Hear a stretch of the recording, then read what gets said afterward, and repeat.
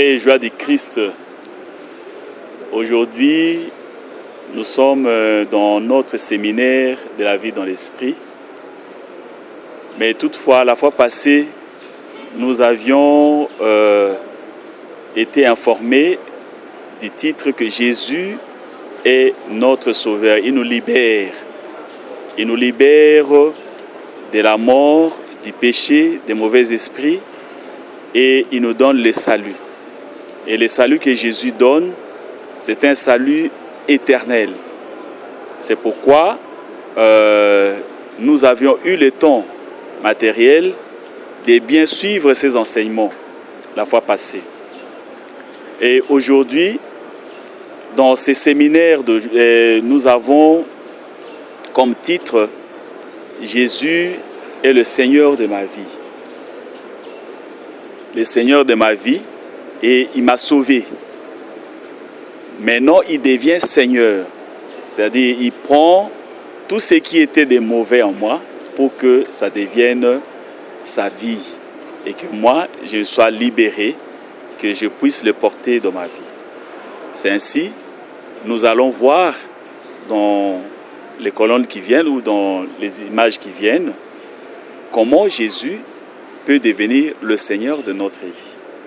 Bandeko, paix et joie du Christ. Lomingo leleki tolanda kibongo Yezu mobikisi wabiso pe mokangoli. Makati totala kite Yezu aye kokangola biso na lisumu, aye kokangola biso na liwa pe aye kopesa biso bomoi le salut.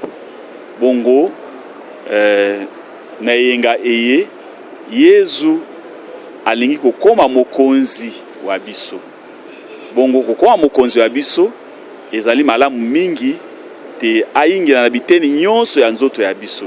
Bongo tokolanda na Mateya nini oyo to ndenge nini Kristo akokoma mokonzi okati ya bomoi wa biso. Shalom.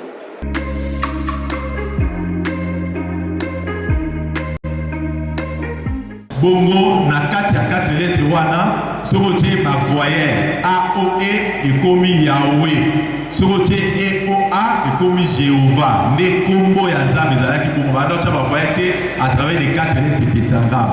Sika par respect na Nzambe ozalaki le tout puissant oyo bayebaki bokasi na ye bayebaki maina ye manso bana Israël babandaka kobenga Nzambe na kombo te.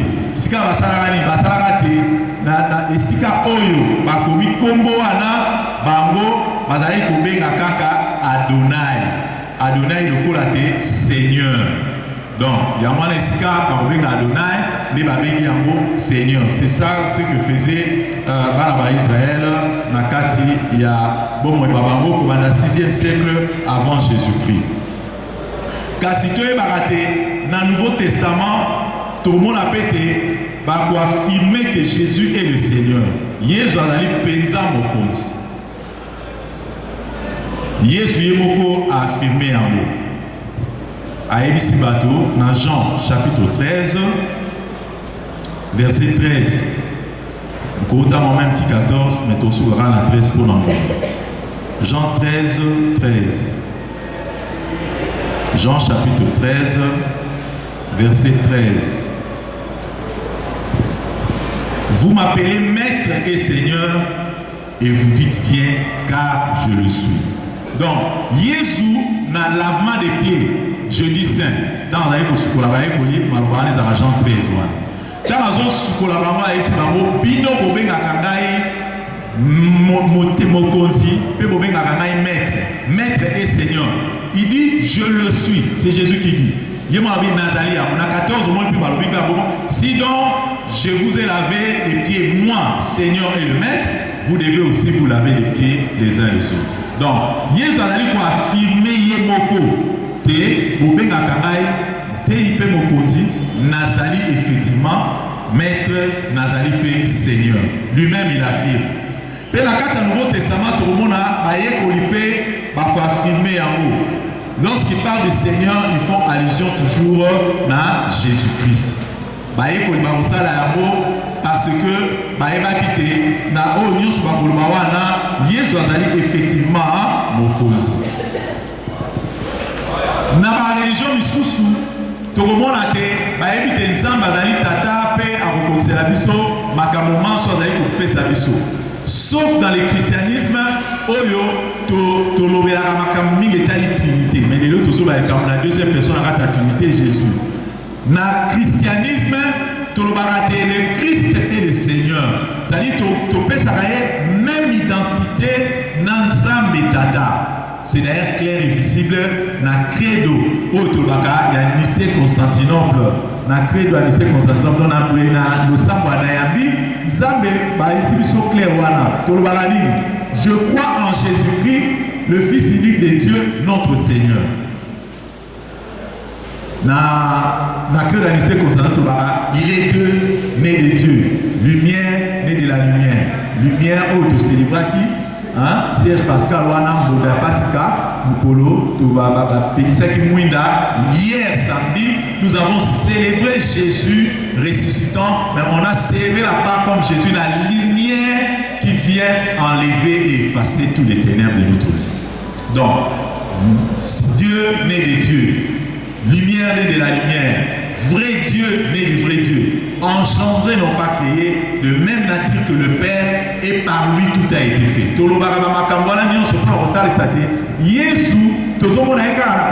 C'est vrai certes moto, abotam na mo Sainte Maria, mais auti na Nzambe, abotam le kola abotanga ina yote. Maria kumi zemi na nguya ili musante. Pe aye na c'est quoi na effectivement tobona Nzambe a confirmé, a glorifié, a pesa ye seigneurie oyo a seigneur kozala. Jésus lui-même va dire croyez en Dieu, croyez aussi en moi. Jean 14 verset 1. Bon dimela Nzambe pe bon dimela apengai. Jésus va le dire. Pe ba ici sur la texte nous pas dans le Nouveau Testament, notamment Philippiens chapitre 2 9 à 11. Voilà la description de Yéva avec Dieu sur le verset 6. Atika qui pouvait na likolo aye akomi moto. Obéissant jusqu'à la mort, à la mort sur la croix. C'est pourquoi Dieu l'a souverainement élevé. Nzambe atomoli pe apesi kombo l'équipe à kombo nyonso. Afin que dans le ciel, sur la terre et sous la terre, tous genoux fléchissent et que toutes les langues confessent que Jésus-Christ est Seigneur à la gloire de Dieu le Père. Tobé Karamo, dans l'église, la kénose, le dépouillement. Jésus était tellement dépouillé, mais Nzambe a tombolaé. Jésus s'est humilié, Nzambe a tombolaé à commissaire Mokomi. Qui est celui où la combo et que le baron peut s'être combo et l'équipe a combo nyonso. Soka azali mokonzi te ezali kaka moto akoki kozala mokonzi lokola Nzambe lokola Yesu nde kombo na ye kombo ya Yesu wana eleki bakombo nyonso. Kombo yo kombo yo ya Yesu kombo yo ya Yesu amen amen hein? Donc kombo wana ya Yesu eleki bakombo nyonso nde tolobaka na likolo. Ça veut dire dans le monde des esprits, des démons, sur la terre, ça veut dire que Nassé Eye, Ezala papa, maman, tata moi sikoko, non comme Tumoko, Azasuki Tchor, Soki Tchoré, Soki Lenini, Alukelaka, Alukisakayo. Il ne peut rien si toi tu es en Christ, parce que comme moi, Jésus-Christ, et l'équipe, ma puissance, l'incantation, surtout au Batbaboui, Kosala, et le Seigneur là va te protéger. Sous la terre, veut dire, même les bateaux, même à Kamakambozaï, Batouakala, même à Liébana, la quatrième génération, le nom de Jésus est capable de te sortir de tous ces liens. Le nom de Jésus est capable d'accomplir dans la puissance ouana, au union surtout, de Élie, Yamame. Comme vous voyez, c'est l'équipe à communion. Le nom et l'équipe à communion sont. Quel est le nom de la communion de Fukama? C'est seulement le nom de Jésus. Tout le monde a Kayamo. Thomas va adorer. Et ça va montrer des adorations. Pour adorer Jésus, mon Seigneur, mon Dieu, et ça va attitude pour eux. Tommy qui dit ça, qui reconnaît la ténacité de Jésus, ils ont obligé à nous sommes, et nous sommes tous allés par. Dans 1 Corinthiens chapitre 12, verset 3, la explication à la terre. Mon côté, lui ne peut dire que Jésus est Seigneur si ce n'est pas la puissance de l'Esprit Saint. Il y a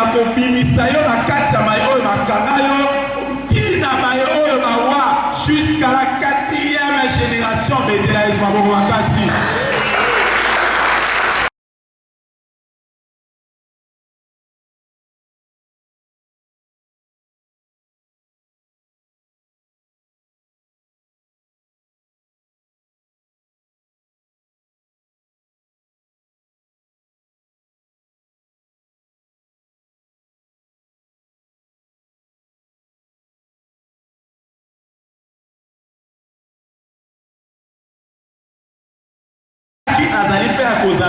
Toujours le Seigneur. Il est toujours le Seigneur. Dans Acte chapitre 2, verset 36, voilà Saint-Pierre, quand on a le discours, a présenté Jésus à Roloba bien.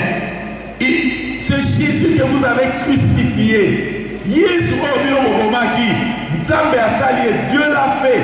Seigneur et Christ, c'est Jésus que vous avez crucifié. Jésus a commissionné mon consi et Christ. Christ veut dire le Messie. Le Messie veut dire le oint.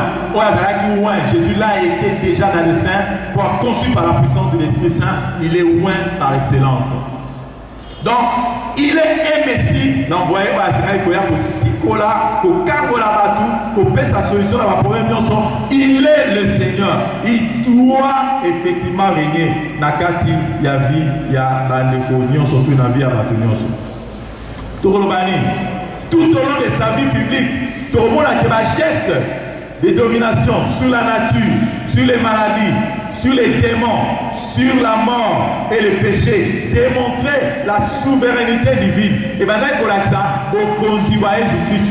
Jésus a sécuisi Batubawa. Jésus a sécuisi même Moukassali 4 jours dans 4 années à Lazare. Jésus a bikisi Batuyama malade. Basusu a simbi bamo. Basusu kakana etinda lokola leki le peu. Okende nanzela bakei ba petwami.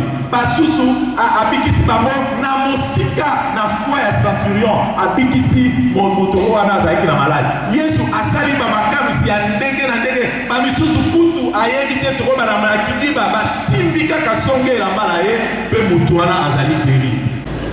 Pe quand on peut se dire voilà Seigneur nakati ya na tsuya tsuso eliko bate ba timino soto ba kanza muya bokasias tatoto ba partir de la puissance et la gloire pour les églises bokonziwana le pouvoir la puissance de muya quelle la gloire l'honneur, le coup, la louange, la communion, et communier la tribu de Jésus. Tu dois savoir que l'autre moko est comme qui tu saute, et comme qui tu peux saute, que bon moïnayo et kamwama, que bon moïnayo et bonga, le colère la séminaire et parce que Jésus est le Seigneur et il doit l'être dans ta vie, et il doit l'être dans ton cœur. À lui doit appartenir le règne, la gloire, parce que quand il y a un temps à sécucier en l'exaltant dans sa gloire. Nzambe a sécucié, a péché cette année, Nzambe a confirmé makambo nyonso tu kembo bokonzi lokumu makambo nyonso tu nguya na Jésus-Christ yende abongi effectivement la lokumu. Totala na kati ya losambo mingi na église tout le monde na kati ya prière chrétienne les appels marqués na ba titre ya Seigneur. Mon conduit à la vie, nous avons invité la vie sur le baba, à la paix. Le Seigneur soit avec vous. Mon conduit à la vie, il va compter une message. Je dis ça, au cas où il y a un véhicule, au moment où il y a un véhicule, il y a un véhicule, il y a un véhicule, il explique très bien. Biso sikawa, nanzela Jésus-Christ, sambo ya biso, ba demande ya biso, ba requête ya biso, ba posa na biso, makambo na biso nyonso, zambe ya kopesa biso. Papo, ngai komo na ngezali frère Polycarpe Mbulu, non. Papo, komo na ngezali ceux qui Nadège, ceux qui Athanase, ceux qui Michel, ceux qui Penani, non. C'est pour na Jésus-Christ qui est au-delà les ponts, le médiateur entre biso na Nzambe. Yende sika a reçoit masambo na biso, a ko commissaire mo pe a ko présenter en malam. Na c'est vrai qu'il a prié calcique, il y a lobina lelo, o balobi angelou akomema sambo na biso wana akomema yango tina de l'hôtel céleste. Amen, amen. Beaucoup de la messe, vous vivez la maramignon, soit les grâce de la roi. Donc, c'est ce qui se passe. Donc, ce cheminement-là, il est constaté par Jésus. Maranatha veut dire Seigneur viens ou viens Seigneur. Maranatha veut dire viens Seigneur ou Seigneur viens. Maranatha ou Maranatha. Surtout Maranatha, voilà viens Seigneur. Surtout Maranatha, voilà Seigneur vient. Voilà. Donc, nous sommes les autres Jésus azali mokonzi penza oyo asengi. Troisième point, la seigneurie de Jésus et l'attitude de l'homme. Premier sous-point, l'homme sans Dieu. Ah, aussi mani, essentiel aussi bezalini. Ah, mais c'est vrai que Nzambe akelaki moto na elili yae à son image et à sa ressemblance. En Genèse 1 verset 26, on le sait. Nzambe akelaki moto na elili yae à son image et à sa ressemblance. Kasi moto à un certain moment a monité aboyi dépendance na ye na Nzambe. Voilà. Tant que aboyi dépendance na ye na Nzambe botala mai oyo ekomeli. Tozotanga dans Romains chapitre 1er, Totanga, on a verset 24 na 32. Totanga 24 32. C'est pourquoi Dieu les a livrés à l'impureté selon les convoitises de leur cœur, en sorte qu'ils déshonorent eux-mêmes leur propre corps. Eux qui ont changé la vérité de Dieu en mensonge et qui ont adoré et servi le Créateur au lieu du Créateur qui est béni éternellement, c'est pourquoi Dieu les a livrés à des passions infâmes, car leurs femmes ont changé l'usage naturel en celui qui est contre la nature. Et de même, les hommes, abandonnant l'usage naturel de la femme, se sont enflammés dans leurs désirs les uns pour les autres, commettant homme avec homme des choses infâmes et recevant en eux-mêmes le salaire que méritait leur égarement.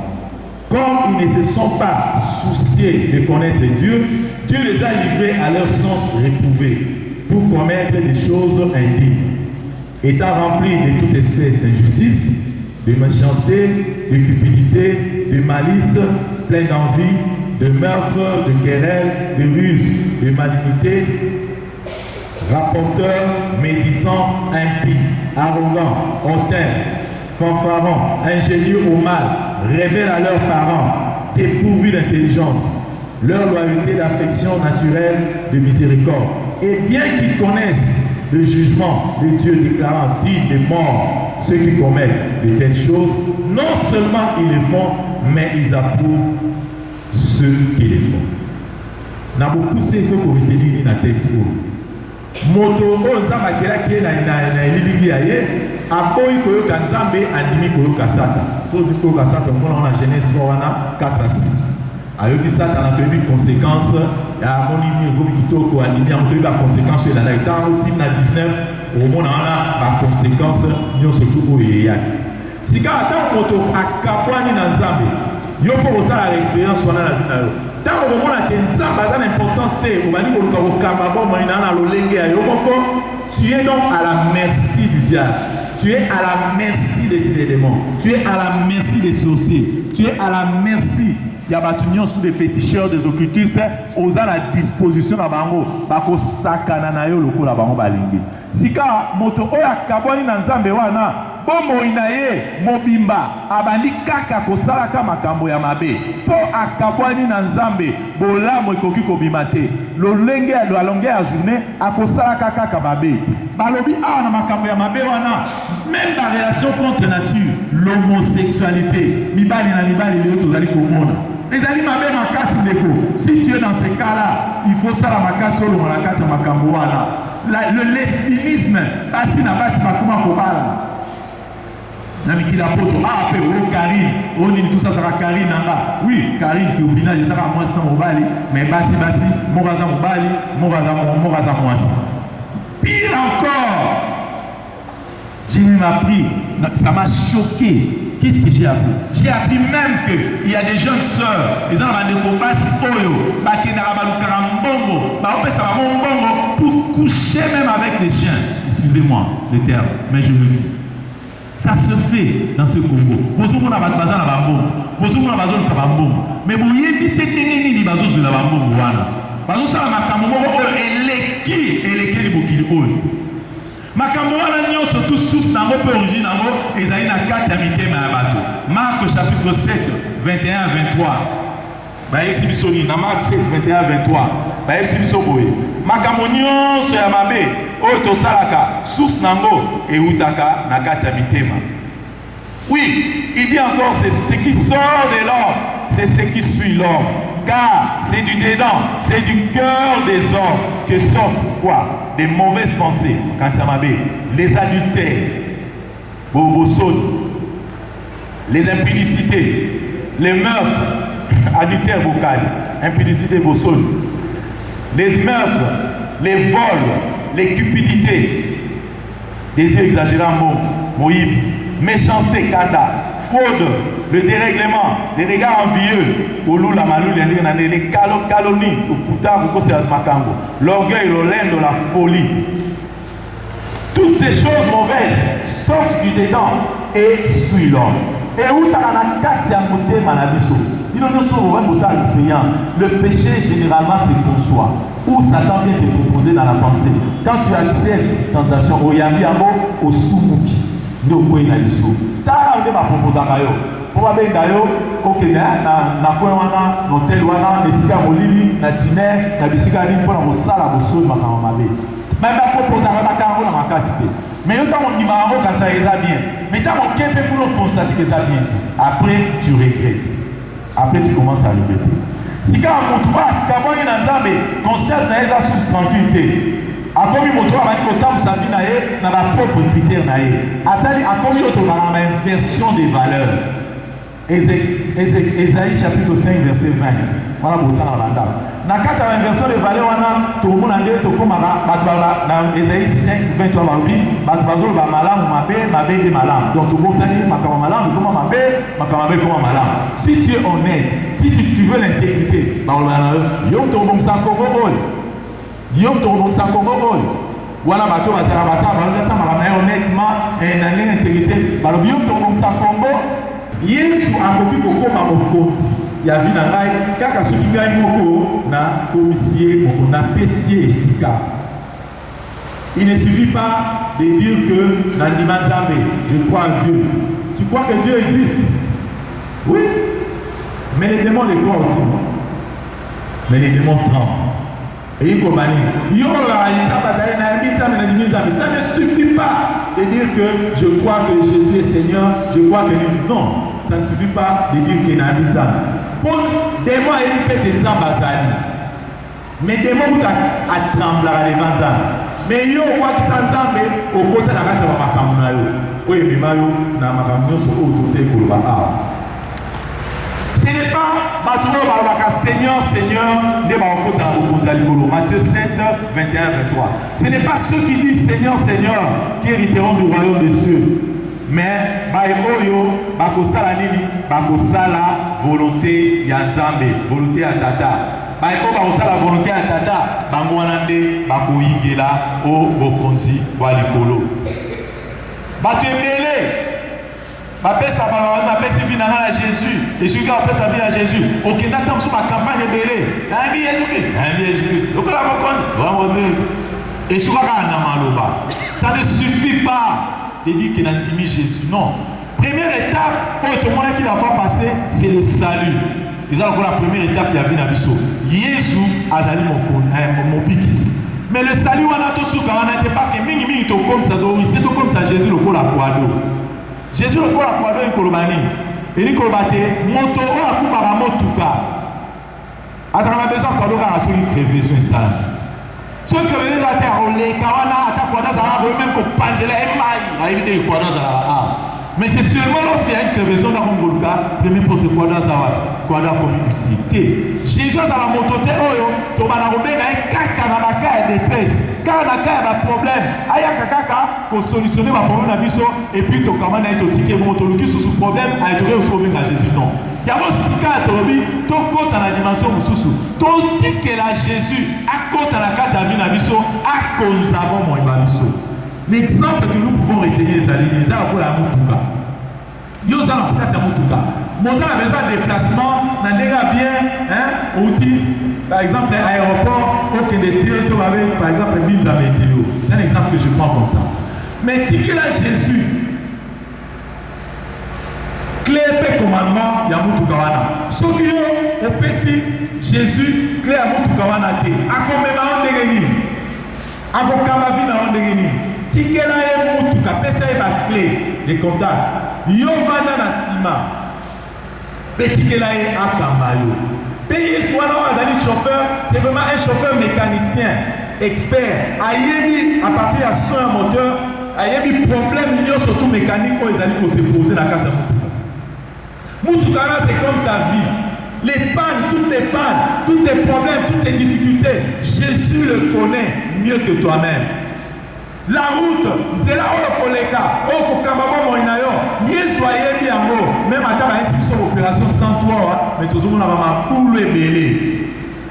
Ma boule est aussi la tranquille.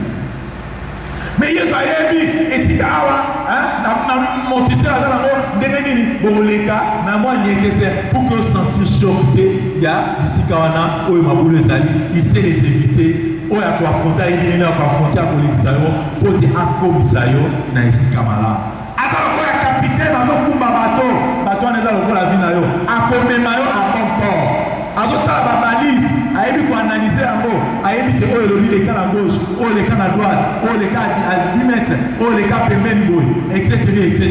Jésus doit être celui qui va conduire notre vie.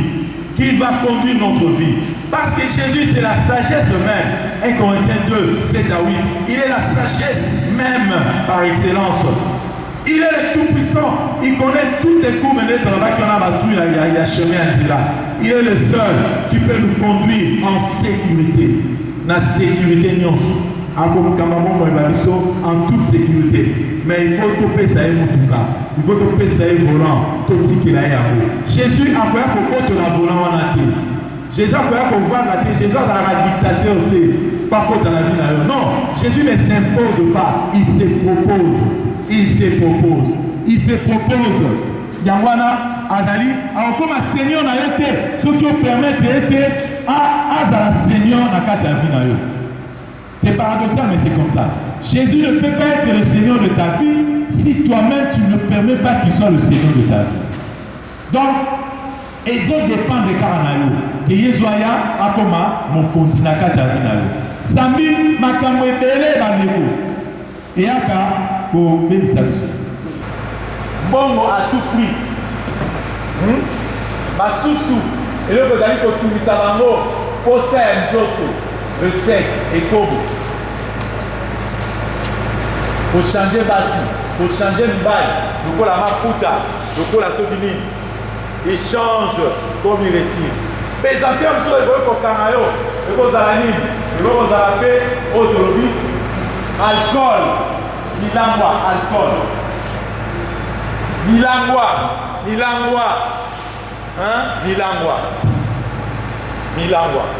On a mis la latina, on a la souci. Il y a des gens qui mais milanga moko longo la souci quand on a petit lobe on a souci à la garantie les problèmes restent entiers au décalé kaka na moi plutôt za na moi quand on la muka les problèmes qu'il y avait là-bas au dukunai moi la bateau c'est que c'est bien ça kaka ce n'est pas parce que meni masanga ndé ya mo lobo et le matin et poser là yo kaka il est vivant la souci ba kanami na autre robe ma passion les passionnés. Ma passion dit, oh, Gaï Barcelonais, Gaï, oh, tu peux rouler quoi. Oh, Gaï Madrilène, Benzégol, oh, Gaï Véclidien, Gaï, tu as tout puissant ma zélie. Match, ils sont des alliés, aux à l'aise, tous les Coréens, tous qui mal au sambo pour un match. Des passions, la foot, des passionnés. passion, la musique, il y a Kofi Fiel, il y a Kofiette, Kofi Wano, Kofi Fiel, Kofiette, nous le Wana Sala Ramon Agua. Même si nous plaît, nous le Wana Sala Ramon Agua. Chaque album peut être ça à sacrifice. Yosiko lelanze mwana makasi olole la manze mwanza menze mono yebi amo penza okubarola la te katina mo tu es passionné basusu bakangami na autre kobenga magie. La magie ezali deux sortes, magie noire na magie blanche. Magie noire ezali oyo ezalaka pouvoir occulte pour la konuire kosala mabe konyokola bato koboma. Magie blanche ezali oyo tobenga mingi tobaka ba protection. Tabina sala nini pour la protection. O ake ozakisi kwa tiaka babi. O ake balataka ba pentacle, balataka ba médaillon, bazana ba bague côté mususu. Biso ndi mo na mbola bango ake ozana bague mo boye. Mais bague na wana ezala ngo sens effet compte biso o biso tozala kati ya Christ. Aho ko bango. Il est vivant. Donc, basusu bakangami na makambo etali occultisme. Occultisme, occultisme. Occultisme, hein? Baloge. Na kati occultisme to bakisi na sorcellerie, na kindoki. Ezape misala occulte. Eza misala ya butu, eza misala ebombama. Soko zali na kati ya makambo wana Kristu azali kosenga yo obima na kati ya makambo oyo ezali kotungisa yo. Basusu bakangemi na kati ya nini ya bakisi fétiche, apaisanteur fétiche,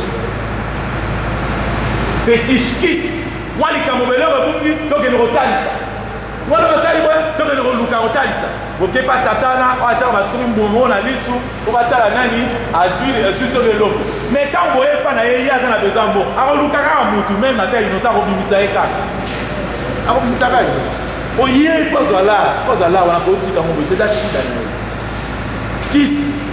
kisi mpo balinga yo kisi mpo oza mosala kisi mpo batela mosala mingi bachauffeur mpona misala so chauffeur moko ayesa minga bio yo oza motakala donc aza motakala kanga nzoto tete aza motakala mpo mokolo mo avandi boekare na ye wana edemare yango moko abesani bongo mpo oza motakala bocomprendre so deja mutu oza motakala se ye alata bilamba nini alata ayebi ye moko bilamba oyo alata do bakisi ya bitumba kisi ya makambo ndenge na ndenge passionné na kati ya passionné na bafilme oyo na bafilme érotique oyo etalaka mingi na butu oyo etalaka yo moko okoti na basite internet oye makambo ozali kotala bafilme pornographique passion pornographique eza liye mpe na sexe nyonso mibale donc makambo wana ekangi yo.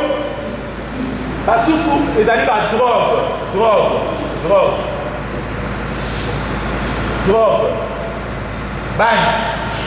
bangi basusu ya ba whisky wana nyonso ya makasi oyo nyonso omelaka ya makasi na bilo makasi ya bapoudre ya banino totyaka nyonso tu wana ezotungisa biso. Basusu batungisami mpe bazali passionné na makambo etali pouvoir bokozi pouvoir mpona kozwa yango mingi bakendaka na nzela ya occultisme. Basusu mpona makambo etali drogue pouvoir mpe bomona yo oyebi oyo ekangi yo pasio nini ekangi yo soki kindumba na mibali ya bato soki kindumba oyo bamosusu bazalaka ba obsédé sexuel, c'est-à-dire que il peut pas passer 48 heures sans que asangana na mwasi to na mobali aomona aza à l'aise te. C'est anormal, c'est anormal, c'est anormal. Ozali asalaki mosala wana mpona procréation na kati ya libala nde esengeli, mais en dehors du mariage bon na libala bato mpe te, c'est-à-dire oza na kati ya libala ote libanda mabe yo moto baya mpe nanu te mabe nyonso te eza mabe. Epuis makambo ya kokutana biso ti na bameurtre olongola se meurtre olongola soki okoki na ye soki eza mpe mokonzi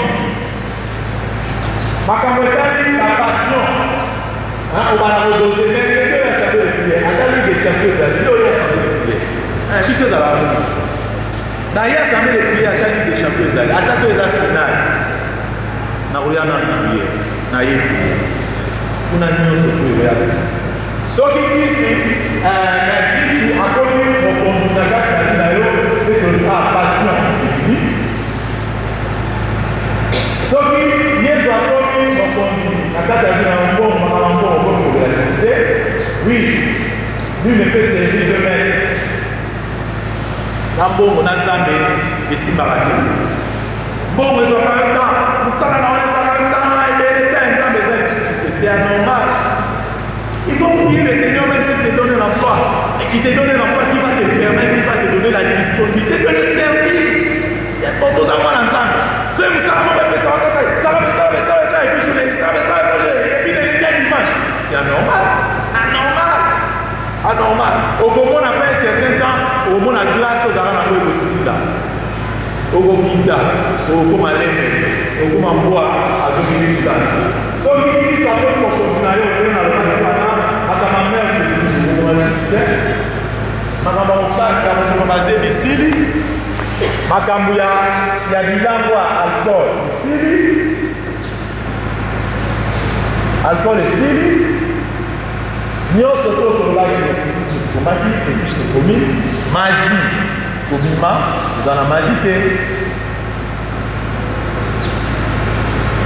magie, ennemi, etc. Nous sommes même les pouvoirs, au salaire, en déguerre, vous allez posséder un pouvoir parce que les gens sont prêts même à trahir leur proche, caca, pour la besoin de même de trahir son proche. Même de tuer pour avoir le pouvoir. Ça sont très sacrifiés, quoi que ce soit, pour avoir le pouvoir. Zambé, Mokonzi, alobi na biso, tokeba. Parce que Jésus dit, dans Jean 8, verset 34, tous ceux qui commettent le péché sont esclaves du péché. Ceux qui ont salakamasu maramara okomi moumbu ya lisu. Okomi moumbu ya lisu. Jean chapitre 8 verset 34. Exemple dans la 4, on a un mot. Mais derrière de éviter le péché est comme ça esclave. Peut dominer yo et comme un maître mon conduire pour conduire il faut toquer. L'homme charnel fait du péché, maintenant son maître et son seigneur. Au continent, on est les sous. Yamoana, moyo sala malamu, ezate. Malamu, vous allez au Canada, sala, au héros, vous allez malamu, tu es incapable, tu réalises que tu n'es pas en mesure de le faire. Romains chapitre 7, verset 19, verset 25. Romains 7, 19 à 25. Malamu, oh, on a eu une adulte au sala, d'aller au sala. Mabe oyo nalingi kosala te nazali kosala yango soki mabe oyo nalingi kosala te nazali kosala eli kobandi oyo lisumu ekoteli nga mpe edomine ngai nani akoya kobikisa ngai na kati ya vie oyo na verset 24. La réponse est le verset 25. Grâce soit rendue à Jésus-Christ. Jésus-Christ nde akoya kobikisa biso mpe kobikisa biso na kati ya makambo wana. Il nous est impossible de vaincre les forces du mal par nos propres forces. Il n'a plus de soi Jésus et s'abandonne à lui, faisant de lui le Seigneur, ne peut pas être abandonné et déçu.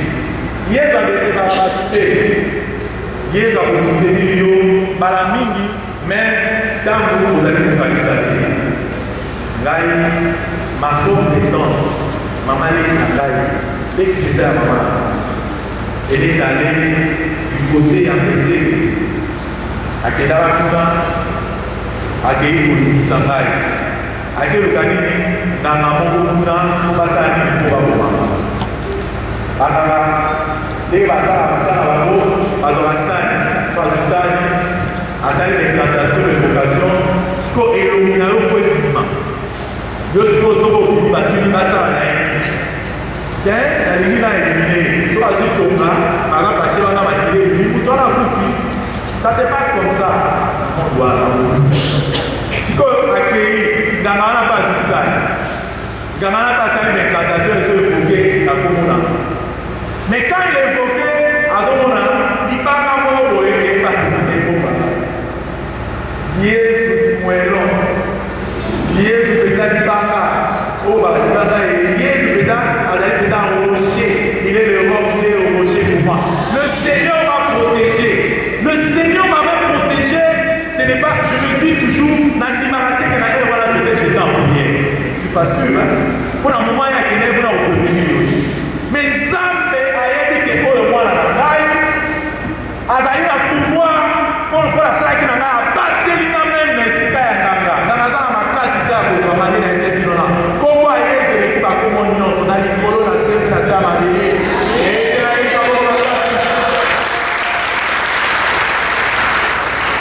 Jésus peut le faire pour toi. Il faut se consacrer, trouver la vraie liberté, la vraie paix. Si on combine à Christ, au moment où on doit dire, même madame, mais yo, ma capote, nous sommes ça va yo, tous les composés, on a un autre oui. Là, nous sommes on a un autre. Papa, il ne peut pas s'arrêter quoi. Il faut aller sérieux. Donc, attends, ma camouflage va aller, aux autres, ma camouflage est grave. Si on doit s'en assurer et puis par la simple solution, même pour que tout ça la 45 est facilité, certains même parmi nous sont dans le côté, tout les côtés, la foi, et c'est là qu'il y aurait qui nous savent mater, nous avons ça qui grâce à ça. Donc, pour vous avoir montré à qui vient mon dernier, on a montré à 5 ans, on a montré à tu es dans le Christ, on a la colère ne vient pas de Dieu, la colère est du diable. Dieu te donne la joie que le monde ne pourra pas te donner. Ça va vous ça au kimia, il y a solo. Que seul Jésus est capable de vous ça. Dieu va te donner la vraie liberté et la vraie paix. Et même la joie. Jean 8, verset 36. La difficulté, la tribulation, la épreuve, nous sommes dans la souffrance. Et vos amis sont obstacles. Mais comme objet, il y a des découragements. Pour Jésus, mon continent, azali kotambola na yo na liloba na ye azali kosalisa yo ozali koédifie makambo nyonso babi toute chose concourt au bien de ceux qui aiment Dieu. Romains 8 verset 28 mpe na Romains 5 verset 1 à 6 bakoyesa biso wana na makambo oyo tokutanaka nango oyeba te pase koya l'affliction passe mais kasi pase wana na le Seigneur ekopesa biso persévérance okoyi moto amolenge opikiliki persévérance wana na Yesu ekopesa o victoire kati na épreuve wana okokoma molongo na Kristo mpe na kati ya victoire wana okomi moto ya espérance délicat et on dit l'espérance ne trompe jamais car l'amour de Dieu a été répandu dans nos cœurs par l'Esprit Saint qui nous a été donné. Amen, amen. Zamazali Malam, on va l'encourager, donc on a une nouvelle créative, 2 Corinthiens 5 qui sait. Ceux qui sont en Christ, malheureusement à côté du Christ. En Christ, c'est une carte, Christ a une manière de monter la foi. C'est que Christ est en eux. Ils sont en Christ. Ils sont une nouvelle créature. Au combien de temps, on a sika. Makamonioso. On va dire que ça, avant la semaine, avant la temps, et ça, Makamoyakala. Voici qu'à partir de ce moment, toutes choses deviennent nouvelles. Deviennent nouvelles. Makamonioso, Makomiasika. Okomi moto asika, okomi mokristo asika, okomi mosambe asika, okomi mama asika, okomi elenge asika. Tu n'es plus seulement jeune, mais tu es un jeune renouvelé. Tu es un jeune christianisé. Tu es un jeune qui marche à droite, dans la gloire de Dieu, qui marche avec le Christ. Effectivement, dans Galates 2:20, Paul le dit, si je vis, ce n'est plus moi qui vis, c'est Christ qui vit en moi. Quand vous êtes à bon moment, les à la gaïté, les à la crise ou casse la c'est-à-dire dans la Bible, il faut l'associer à Jésus avant de faire quoi que ce soit, pendant que je suis en train de faire et après avoir fait pour lui rendre grâce. Christ dans la carte de la vie de la mission. On va dire, ma vie dans la chair, je la vis maintenant dans la foi en Jésus-Christ qui m'a aimé et qui s'est livré. Donc on a vendu 5 collègues à Koufaki, Poté, Gaïnayo, tous en avant. Bon, il y a un moment, il y a un moment, il y a un moment,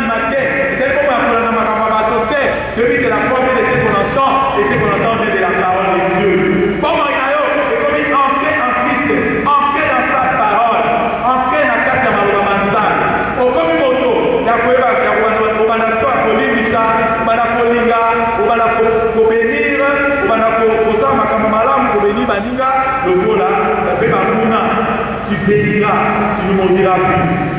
Non seulement dire écouter la parole de Dieu, mais la proclamer chaque fois. Bon, et comme il sentait, et comme il accès sur la parole, tu vis dans la parole, tu vis dans la parole. Dans Jean chapitre 9, verset 7, si vous demeurez en moi et que mes paroles demeurent en vous, demandez tout ce que vous voulez et vous l'aurez. Dans Jean 15, dans l'Ikutotana de 1 à 10, même lui de 4, 10 à 10, 10 à 12, au moment où le verbe, le mot demeurer, et la conjuguer en mot 12 fois, à partir à 4 versets, 10 dans verset 10 ou 12, ma conjuguer en mot au moins 12 fois, demeurer en moi. Demeurer en moi. Ceux qui ont dit, ceux qui ont dit, ils tapent, ils ont dit, nous aider. Et c'est quand ils ont kangémanaé pour te tomber au tambour. Kangémana Christ. Moto kangémanaé, moto malam, monina malam, de Jésus Christ. Ceux qui ont kangémanaé Christ, de tout le monde qui a. Ma camarade, ma conséquence est d'aller. Kangémana Christ. Demeure en Jésus. Oh, demeure dans un délit. Tu vas demeurer dans ta parole. Moi, je suis vraiment fidèle à mon épouse.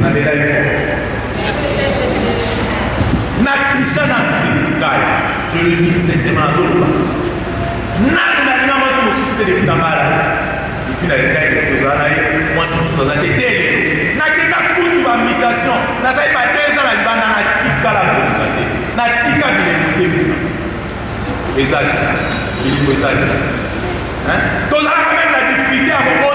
On a fait 6 ans sans avoir.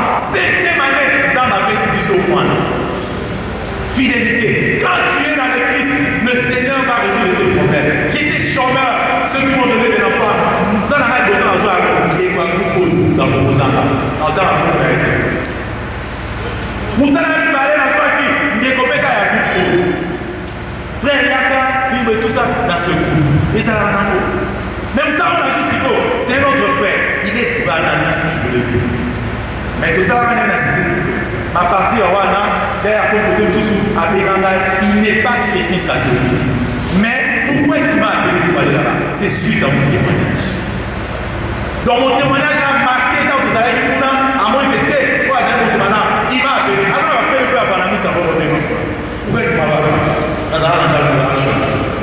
Tu peux, toi, obtenir tout en Christ. Si tu es dans le Christ, tu ne perds rien. On n'a peur de rien. Tu n'as pas peur de la mort. La mort, et comme il est Saint Paul, la mort devient un gain. La mort devient un gain. Loi est comme il vient. Car Christ est ma vie et la mort m'est un gain.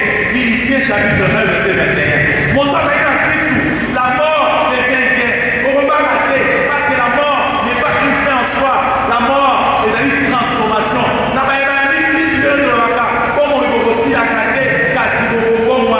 vie se transforme. Car Dieu, le pouvoir et le faire, c'est Dieu qui produit en toi. Le vouloir et le faire. Oh, il y a ça là. Non, on peut dire ça. Oh, ça y a ça.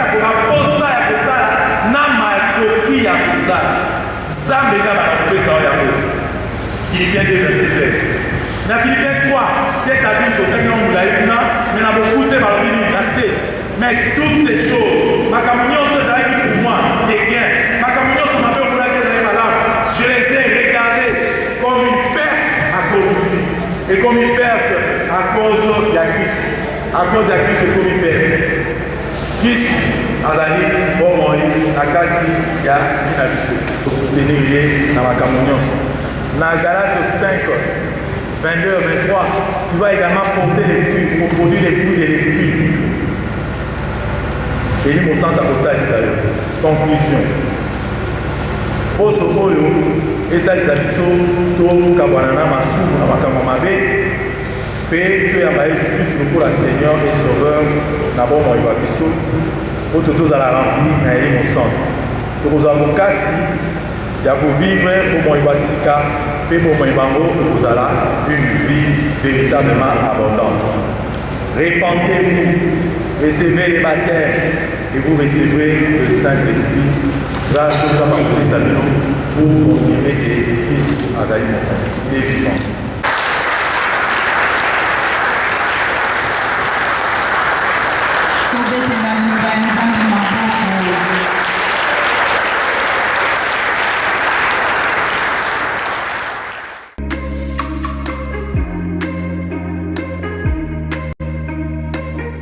Touti kolanda Matéa sur Jésus Seigneur, to Yezu mokonzi wa biso. Bongo na kati ya Matéa maye to monaki te Yezu azala mokonzi kati ya Matéa ya biso to kati ya bomoyo wa biso esengele ite to longola makambo maike maye mazali ko kanga biso, notamment masumu, notamment makambo ya mabe, notamment occultisme, magie, pe makambo ndenge na ndenge oyo ezokanga biso pona ke Yezu akoma vraiment mokonzi wa biso. Na kati ya Motema wa biso totia Yezu okiti ya bokonzi te makambo manso tokosala mauta se elongo na ye to epai na ye. Ezali bongo grâce ya mokonzi apesi biso lelo po ete tokota na Matéa pe tozwa dimension mususu oyo Nzambe alingi te toka kokoma. Nzamba kolinga biso mingi yango wana alingi te mwana wa Yesu Kristo akoma mokonzi wa biso solo. Kozala mokonzi ezali komitika te Yesu akamba biso na biteni na biso nyonso ya nzoto. Nous venons de suivre l'enseignement sur Jésus Seigneur de notre vie. Et cet enseignement nous pousse à abandonner tout ce qui nous sépare de Dieu. Et tout ce qui nous sépare de Dieu, c'est la magie, c'est l'occultisme, ce sont les fétiches, ce sont tout ce qui nous tire vers le bas. Et le Seigneur veut prendre tout ça et nous changer. Ces changements s'opèrent dans notre vie d'une manière. La seule manière est que Jésus vient prendre place dans notre cœur. Et nous ne pouvons rien faire sans lui.